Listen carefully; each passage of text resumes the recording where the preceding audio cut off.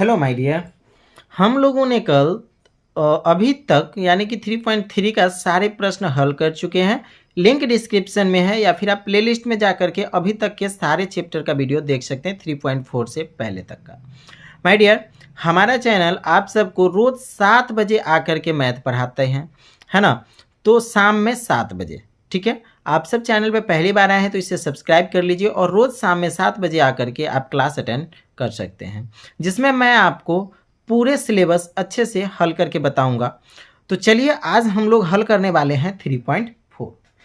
अब ये 3.4 कैसे हम इसको हल कर सकते हैं ये समझिए। तो चलिए पहले इसके लिए हमें प्रश्न पढ़ने होंगे। क्या कह रहा है प्रश्न कि निम्न समीकरण के युग्म को विलोपन विधि तथा प्रतिस्थापन विधि से हल कीजिए। कौन सी विधि अधिक उपयुक्त है? आपको दोनों विधि से हल करना है, एक विलोपन विधि, दूसरा प्रतिस्थापन विधि, और आपको बताना है कि आपके लिए जो है कौन सा विधि आसान है और कौन सा मेथड आपको समझ में आया। माय डियर, मैं दोनों मेथड, प्रतिस्थापन विधि तो आप पिछले चैप्टर में अच्छे से समझ चुके हैं, ठीक है। तो आप अभी कह सकते हैं कि यार प्रतिस्थापन विधि तो बहुत आसान होगा क्योंकि ये आपको आता है। बट अभी माय डियर मैं आपको विलोपन विधि भी बताऊंगा। अब आप इस विधि से इसको हल करेंगे, फिर देखेंगे कंपेयर करके कि आपको ये आसान लगता है या फिर ये आसान लगता है, दोनों में से कौन सा तरीका आपको सही लगता है। तो माय डियर आज हम लोग पहला क्वेश्चन इसको हल करके शुरुआत करते हैं, ठीक है। कॉपी पेन लेकर के आप लोग रेडी हो जाइए। चलिए क्वेश्चन पढ़ते हैं। क्या कर रहा है, x plus y equal to 5 और 2x minus 3y is equal to 4। इसको हल करना है विलोपन विधि और प्रतिस्थापन विधि दोनों तरीके से। प्रतिस्थापन विधि आता है वो आप आसानी से कर लोगे, विलोपन विधि मैं अभी आपको पहले सिखाता हूँ, फिर दोनों में हम कंपेयर करके देखेंगे कि दोनों में से कौन सा विधि सबसे आसान होता है। तो चलिए माय डियर, हमने इस यहाँ पे जो है क्वेश्चन पहले से लिख रखा है, देख लीजिए, है ना। क्वेश्चन पहले से लिख के रेडी रखे थे ताकि आप लोगों को परेशानी ना हो। Okay, good. चलिए सब चीज़ रेडी हो गया। अब चलिए हल करते हैं। x plus y equal to 5 हमारा क्या है, समीकरण, पहला समीकरण है x plus y equal to 5, तो इसको हम समीकरण 1 कहेंगे। हमारा दूसरा है 2x minus 3y is equal to 4, यह है हमारा समीकरण 2। माय डियर विलोपन विधि में देखिए, विलोपन क्या कह रहा है, विलोपन, ये मैं इधर रफ कर रहा हूँ, ठीक है, ये बस आपको समझाने के लिए। विलोपन विधि यानी कि इसमें जो है ना एगो को विलुप्त कर देना है। अब एगो को विलुप्त करने का अर्थ हमारा ये होता है कि या तो आप x का मान दोनों का बराबर कर दीजिए गुना करके, या फिर y का मान आप बराबर कर दीजिए गुना करके, दोनों में से आप किसी का मान कर सकते हैं, ठीक है। तो हम क्या करते हैं कि y के मान को बराबर कर देते हैं, यानी कि यहाँ पे y का मान 3 है तो इस 3 से इस 100 में गुना कर देंगे और इसके मान से इस 100 में गुना करेंगे। तो इसका मान तो भाई 1 है तो 1 से गुना करेंगे तो सेम नंबर ही आएगा, तो 3 से हम इस 100 में गुना करेंगे। चलिए ठीक है, 3 से x में गुना कर देंगे 3x, प्लस 3 से y में गुना कर देंगे 3y, बराबर 3 से 5 में गुना कर देंगे 15। ओके, अब ये तो सेम नंबर आ गया। अब देखिए ये होगी, इसको आप समीकरण 3 कह सकते हैं। Any problem? कोई प्रॉब्लम नहीं होगा, आप इसको आराम से समीकरण 3 कह सकते हैं। अब जब आपको समीकरण 3 हो गया तो विलोपन विधि में आपको क्या करना है कि इसको और इसको दोनों को ऐड करना है। क्या करना है माय डियर? ऐड करना है। सिंपली जो है दोनों को आपको जोड़ देना है। तो चलिए जोड़ देते हैं। तो यहाँ पर लिख दीजिए समीकरण, है ना, समीकरण 2 और 3 को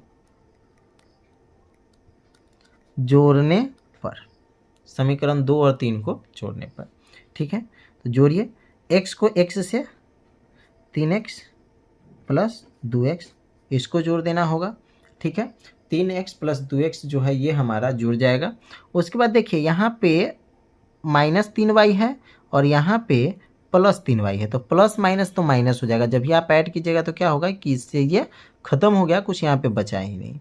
तो इक्वल टू 15 और 4 19, यहाँ पे 15 है और प्लस 4 है, तो लिख दीजिए ना 4 प्लस 15, ठीक। अब माय डियर अब सिंपली आप इसको क्या करेंगे, जोड़ेंगे। 3 और 2 कितना हो गया, 5x और बराबर सॉरी यहाँ पे 115 हो गया, मुझे 15 लिखना था, 15 है ना। और 15 4 को ऐड कर देंगे, कितना हो जाएगा, 19। ठीक, अब x का मान आप सिंपली जो है निकाल लीजिए। x इक्वल टू क्या हो जाएगा, 19 और बटे में 5। x का मान आपका क्या आया, 19/5। अब जो है x के मान को आपको दूसरे समीकरण में डालना होगा, तो हम किस में, समीकरण 1 में डाल देते हैं। तो यहाँ पे हमें माय डियर लिखना पड़ेगा, है ना, कुछ भी ऐसे ही नहीं करेंगे, प्रूफ देना पड़ेगा। तो यहाँ पे लिख दीजिए x का मान समीकरण, x का मान समीकरण 1 में रखने पर, x का मान किस में रखने पर, समीकरण 1 में।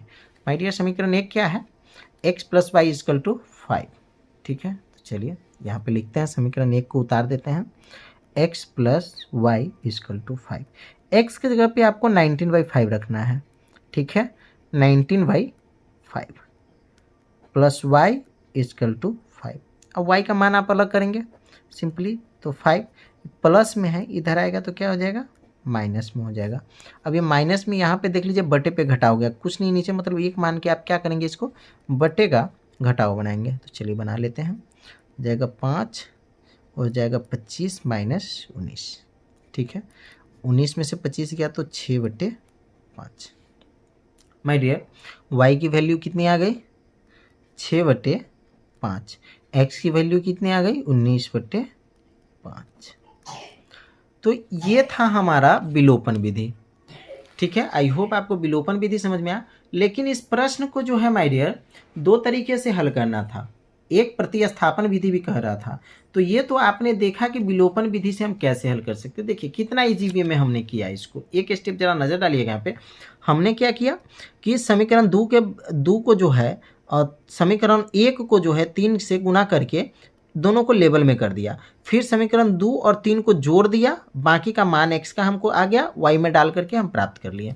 देखिए हमको तो लग रहा है प्रतिस्थापन विधि से यही विधि आसान है ना, क्योंकि बस इसमें सिंपली जोड़ देना था और जो है घटा देना था मान डाल करके। ठीक है, अब चलिए हम इसको जो है प्रतिस्थापन विधि से भी हल करके देखेंगे, क्योंकि हमको कहा जा रहा है कि करना है, तो करना है तो भाई करना है। तो चलिए प्रतिस्थापन विधि से हल करने के लिए जो हम पहले क्वेश्चन लिख लेते हैं। रुक जाइए 1 मिनट माय डियर। अब इसको हम किस विधि से हल करेंगे, प्रतिस्थापन विधि से। तो चलिए प्रतिस्थापन विधि से हल करने पर हम क्या करेंगे, पहले समीकरण 1 से, ठीक है, हम समीकरण 1 से क्या करने वाले हैं, तो हम समीकरण 1 से y का मान निकालेंगे। ठीक है, समीकरण 1 से y बराबर, माय डियर जब आप y को इधर ले आइएगा तो x इधर चला जाएगा, तो क्या हो जाएगा, सिंपली 5 - x। ठीक है, y की वैल्यू क्या हो गई, 5 - x। अब आपको y का मान किस में डालना होगा, समीकरण 2 में। तो यहाँ पे लिखना होगा y का मान समीकरण 2 में रखने पर, y का मान समीकरण 2 में रखने पर। ठीक है, तो चलिए रखते हैं। समीकरण 2 हमारा ये है 2x - 3 गुने y की जगह कितना रखना है, 5 - x। ठीक है, इक्वल टू में 4। ठीक है, देखिए हमने 3y था ना, तो y की जगह पे हमने कितना पुट किया, 5 - x। अब चलिए सिंपली अब आपको क्या करना होगा कि इसको गुना करना होगा। ठीक है ना, 2x - 3 से 5 में गुना कर देंगे, हो जाएगा 15। और यहाँ पे माइनस है और यहाँ भी माइनस है, तो माइनस माइनस क्या हो जाएगा, प्लस 3x। ठीक है, इक्वल टू में 4 है तो 4। ओके, अब माय डियर यहाँ पे 3 और 2 क्या है, 5 जुड़ जाएगा। ठीक है, यहाँ पे 3 और 2 है तो हो जाएगा ना 5x, 3 और 2 ऐड हो गया 5x equal to 4। I minus के 15 है, इधर ले आएंगे तो प्लस के 15 हो जाएंगे। ठीक है, तो 5x इक्वल टू 19, तो x इक्वल टू 19/5। देखिए इतना कुछ करने के बाद हमें x की वैल्यू आई, उसमें हमने सिंपली क्या किया था, देखिए इसमें हमें x की वैल्यू निकालने के लिए क्या करना था कि बस 3 से जो है ना, इसमें जो है समीकरण 3 में समीकरण 1 में 3 से गुना करना था और उसके बाद गुना करने के बाद जोड़ देना था। सिंपली हमको x की वैल्यू बस इतना ही लाइन में पता चल गया था। और यहाँ पे देखिए आपको x की वैल्यू प्राप्त करने के लिए इतना काम करना पड़ा। कितने स्टेप में? 1 2 3 4 5 स्टेप करके हमने जो है x का मान प्राप्त किया। इसमें देखिए बस ओनली 1 2 3 स्टेप में जो है x का मान आपको पता चल गया था। तो माय डियर, अभी तक के हिसाब से आपको क्या लग रहा है? प्रतिस्थापन विधि हल्का है या विलोपन विधि? कमेंट करके जरूर बताइएगा, ठीक है। चलिए, अब x की वैल्यू आ गई, तो अब x की वैल्यू सिंपली आपको जो है समीकरण 1 में रखना होगा, क्योंकि हमने उसमें भी समीकरण 1 में रखा था। तो यहाँ पे हम लिखेंगे x का मान समीकरण 1 में रखने पर, x का मान किस में डालेंगे माय डियर? समीकरण 1 में, ठीक है। समीकरण 1 है x + y = 5, यानी कि 19/5 + y = 5। तो सिंपली आप y का मान इधर करेंगे तो 5 - 19/5 हो जाएंगे। वही मेथड आ गया।